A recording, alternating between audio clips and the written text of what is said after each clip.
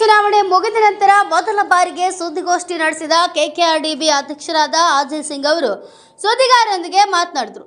ಪಕ್ಷದ ವತಿಯಿಂದ ಅವರಿಗೆ ನಾವು ಧನ್ಯವಾದಗಳನ್ನು ಹೇಳ್ತೇವೆ. ಮತ್ತು ಇಡೀ ಕರ್ನಾಟಕ ರಾಜ್ಯದಲ್ಲಿ ನಾವು 28 ಸೀಟ್ಗಳಲ್ಲಿ 9 ಸೀಟನ್ನು ನಾವು ಗೆದ್ದಿದ್ದೀವಿ. ಅದನ್ನು ಕೂಡ ಹಿಂದೆ 2019ರಲ್ಲಿ ಒಂದೇ ಒಂದು ಸೀಟ್ ನಾವು ಗೆದ್ದಿದ್ವಿ.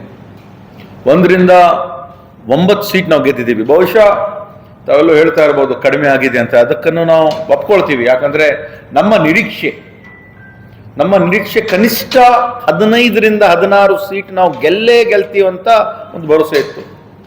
ಅಖಿಲ ಭಾರತ ಕಾಂಗ್ರೆಸ್ ಸಮಿತಿ ಅಧ್ಯಕ್ಷರು ಇಲ್ಲಿ ಬಂದಿದ್ರು, ಹಾಗೂ AICC ಪ್ರಧಾನ ಕಾರ್ಯದರ್ಶಿಗಳಾಗಿರುವಂಥ ನಮ್ಮ ಮುಖಂಡಗಳಾಗಿರುವಂಥ ನಾಯಕಿಯಾಗಿರುವಂಥ ಪ್ರಿಯಾಂಕಾ ಗಾಂಧಿ ಅವರು ಬಂದಿದ್ರು, ಮಾನ್ಯ ಮುಖ್ಯಮಂತ್ರಿಯವರು, ಉಪಮುಖ್ಯಮಂತ್ರಿಯವರು ಎಲ್ಲರೂ ಕೂಡ ಬಂದಿದ್ರು.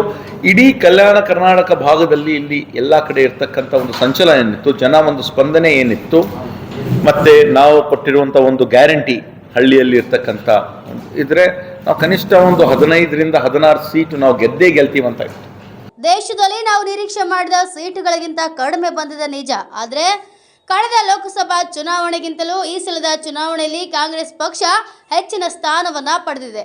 ಸೋತಿರುವ ಅಭ್ಯರ್ಥಿಗಳು ಕೂಡ NDAಕ್ಕಿಂತಲೂ INDA ಮತಗಳ ಪ್ರಮಾಣ ಏರಿಕೆ ಕಂಡು ಬಂದಿದೆ ಎಂದು ಮಾಹಿತಿಯನ್ನ ನೀಡಿದರು. Mallikarjun Sangalagi, NKS24 news bureau, Kalaburagi. ಆದರೆ ನಮ್ಮ ಕಲ್ಯಾಣ ಕರ್ನಾಟಕ ಭಾಗದಲ್ಲಿ ಬಹಳಷ್ಟು ಕೆಲಸ ಕಾರ್ಯಗಳು, ವಿಶೇಷವಾಗಿ ಅದು ಆಗಿರುವುದು ಆರ್ಟಿಕಲ್ 371J ತಿದ್ದುಪಡಿ ಮತ್ತು ಈ ಒಂದು ಕಲ್ಯಾಣ ಕರ್ನಾಟಕ ಅಭಿವೃದ್ಧಿ ಮಂಡಳಿ, ಕಲ್ಯಾಣ ಕರ್ನಾಟಕ ಅಭಿವೃದ್ಧಿ ಮಂಡಳಿಯ ಒಂದು ದೊಡ್ಡ ಪಾತ್ರವಿದೆ. ಎಲ್ಲ ಕಡೆ ಹಳ್ಳಿಯಲ್ಲಿ ಇವಾಗ CC ರಸ್ತೆಗಳಾಗಲಿ, ಡ್ರೈನ್ಗಳಾಗಲಿ ಕೆಲಸ ಪ್ರಾರಂಭ ಆಗಿ ಒಂದು ಹಂತದಲ್ಲಿದೆ.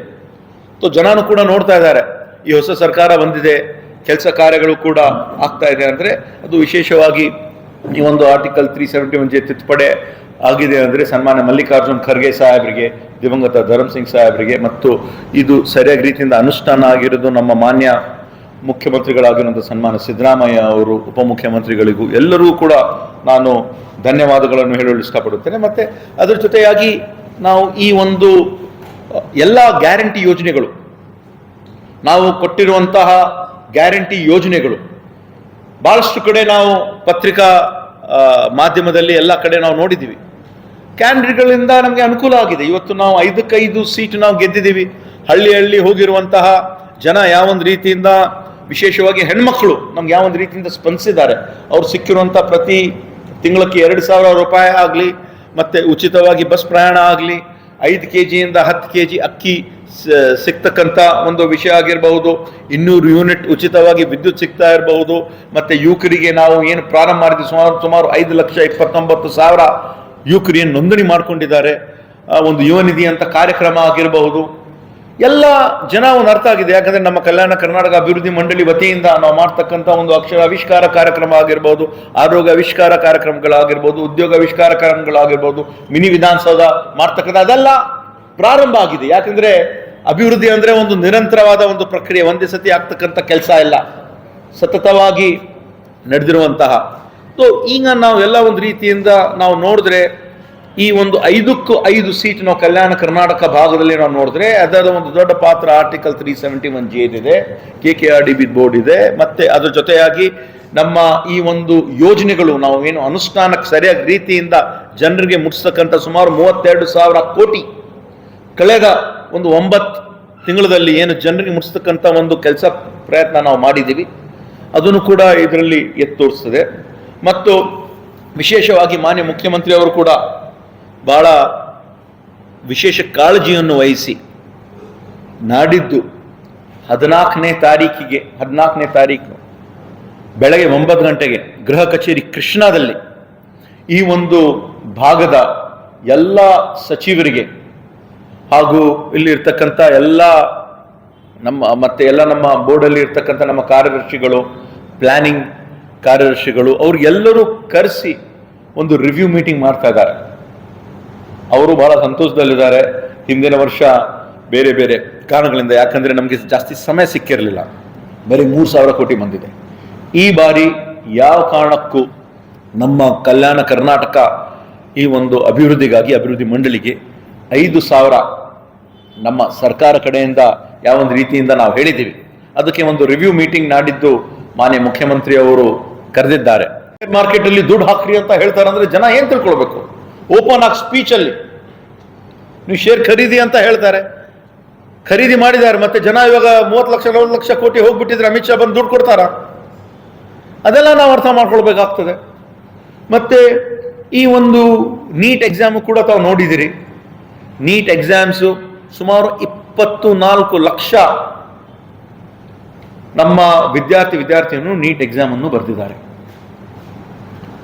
ನಮ್ಮ ಮಕ್ಕಳು, ನಿಮ್ಮೆಲ್ಲರ ಮಕ್ಕಳಾಗ್ಲಿ ಮೊಮ್ಮಕ್ಕಳಾಗ್ಲಿ ಎಲ್ಲರೂ ಕೂಡ ಈ ಒಂದು ನೀಟ್ ಎಕ್ಸಾಮ್ ಮೇಲೆ ಅವಲಂಬಿತರಾಗಿರ್ತಾರೆ.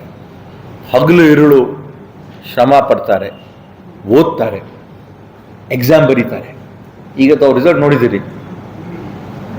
ರಿಸಲ್ಟ್ ಅಲ್ಲಿ ಹರಿಯಾಣದಲ್ಲಿ ಇರ್ತಕ್ಕಂಥ ಒಂದೇ ಒಂದು ಕಾಲೇಜಿನಲ್ಲಿ ಕಂಟಿನ್ಯೂಸ್ಲಿ 6 ಜನ ಒಂದೇ ಸತಿ ಬಂದ್ರೆ ಏನ್ ತಿಳ್ಕೊಳ್ಬೇಕು ನಾವು? 720 ಔಟ್ ಆಫ್ 720 ಅವರು ತಗೋಬಿಟ್ರೆ ಬ್ಯಾಕ್ ಟು ಬ್ಯಾಕ್ ಇದು ಸಾಧ್ಯನಾ? ನಾವು ಅರ್ಥ ಮಾಡ್ಕೊಳ್ಬೇಕಾಗ್ತದೆ. ಟೆಕ್ನಿಕಲಿ ಪಾಸಿಬಲ್ ಆಗಿರ್ಬೋದು, 6 ಜನ ಇಲ್ಲಿ ಕೂತಿದವರು ಪಾಸ್ ಆಗ್ತಾರಂತ. ಆದ್ರೆ ಪ್ರಾಕ್ಟಿಕಲಿ ನಾವು ನೋಡಿದ್ರೆ ಇದು ಸಾಧ್ಯನಾ? Is it possible? ಅದ್ರ ಜೊತೆಯಾಗಿ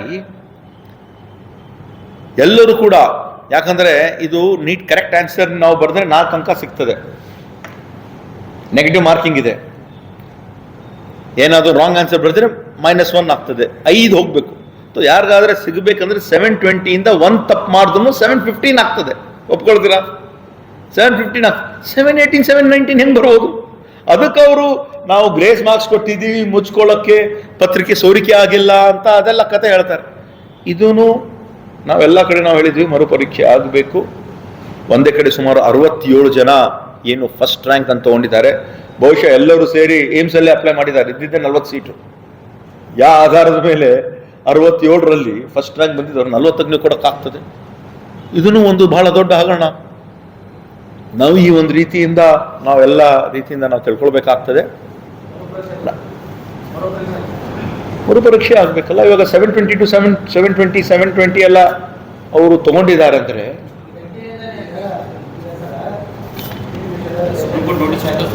ನೋಟಿಸ್ ಕೊಟ್ಟಿಲ್ಲ.